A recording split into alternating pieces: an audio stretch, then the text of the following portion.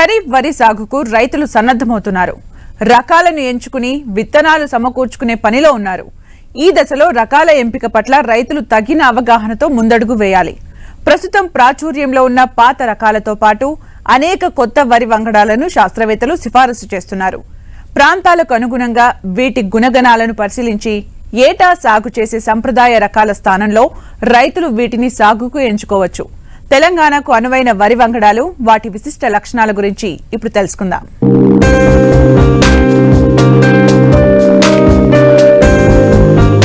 తెలంగాణ రాష్ట్రంలో ఖరీఫ్ వరి దాదాపు అన్ని జిల్లాల్లోనూ కాలువలు, చెరువులు, బోరుబావుల కింద సాగుతోంది. ప్రస్తుతం వరిలో అనేక కొత్త వంగడాలను శాస్త్రవేత్తలు అందుబాటులోకి తెచ్చారు. చెరువులు, కాలువల కింద దీర్ఘకాలిక వరి రకాలు ఎక్కువగా సాగులో ఉండగా, బోరుబావుల కింద స్వల్పకాలిక రకాలు అధిక విస్తీర్ణంలో సాగుతున్నాయి.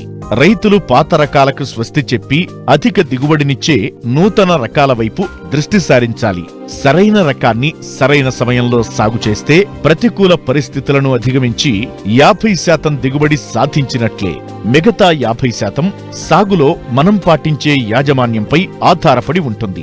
లేకపోతే ఎంచుకున్న రకం దిగుబడి సామర్థ్యం అధికంగా ఉన్నా ఆశించిన ఫలితాలు రావు. కాబట్టి రకాల ఎంపిక, సాగు చేసే సమయం, పంట కాల పరిమితి అనేవి వరి సాగులో కీలకమైన విషయాలుగా పరిగణించాలని సూచిస్తూ తెలంగాణ ప్రాంతానికి అనువైన మేలైన వరి రకాల గురించి తెలియజేస్తున్నారు రాజేంద్రనగర్ వరి పరిశోధనా స్థానం సీనియర్ శాస్త్రవేత్త డాక్టర్ చంద్రమోహన్.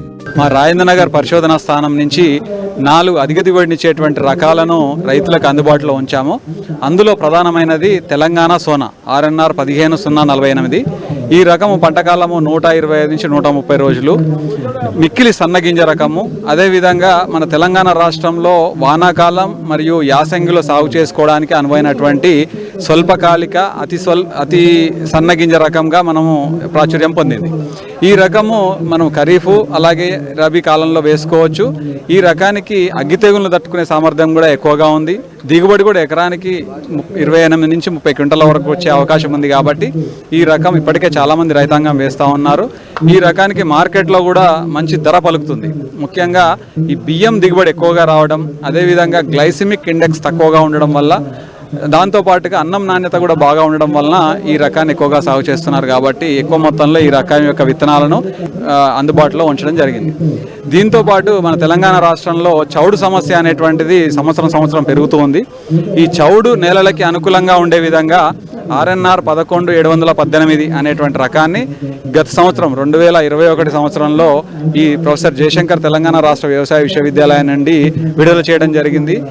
రాజేంద్రనగర్ వరి 1 అనే పేరుతో విడుదల చేశాము. ఈ రకము 130 నుంచి 140 రోజుల పంట కాలాన్ని కలిగి ఉంటుంది. గింజ మధ్యస్థ సన్నంగా ఉంటుంది. అదేవిధంగా దీనికి చీడపీడలను తట్టుకునేటువంటి శక్తి చాలా బాగా ఉంది. అంటే అగ్గి తెగులు, సుడిదోమ, ఎండాకు తెగులు, అలాగే ఈ పాంపొడ తెగులను కూడా తట్టుకునేటువంటి లక్షణాలు ఉన్నాయి.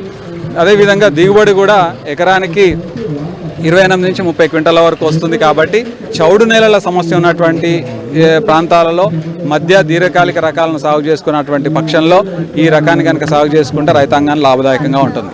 అదేవిధంగా సువాసన గలటువంటి రకాలను కూడా మా పరిశోధనా స్థానం రూపొందించి విడుదల చేయడం జరిగింది. అందులో ఒకటి సుగంధ సాంబ RNR 2465 అనేటువంటి రకం కూడా 135 నుంచి 140 రోజుల పంటకాలంతో సాంబా మసూరిని పోలినటువంటి గింజతోని సువాసన కలిగి ఉంటుంది. ఈ రకం కూడా అగ్గి తెగులను సమర్థవంతంగా తట్టుకొని దిగుబడి ఎకరానికి 28 క్వింటాలుగా వస్తుంది. సాంబా మసూరిని పోలినటువంటి సువాసన గల రకం.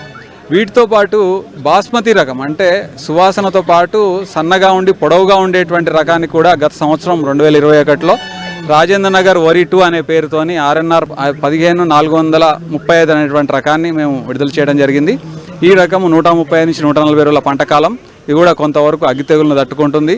దిగుబడి ఎకరానికి 20 నుంచి 22 క్వింటాల వరకు ఉంటుంది.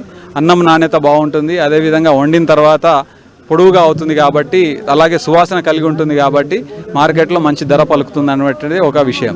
ఇది కూడా మనం సాంబా మసూరికి ప్రత్యామ్నాయంగా మనం సువాసన గల రకాలు వేసుకోవాలనుకున్నట్లయితే ఈ రకాన్ని సాగు చేసుకోవచ్చు.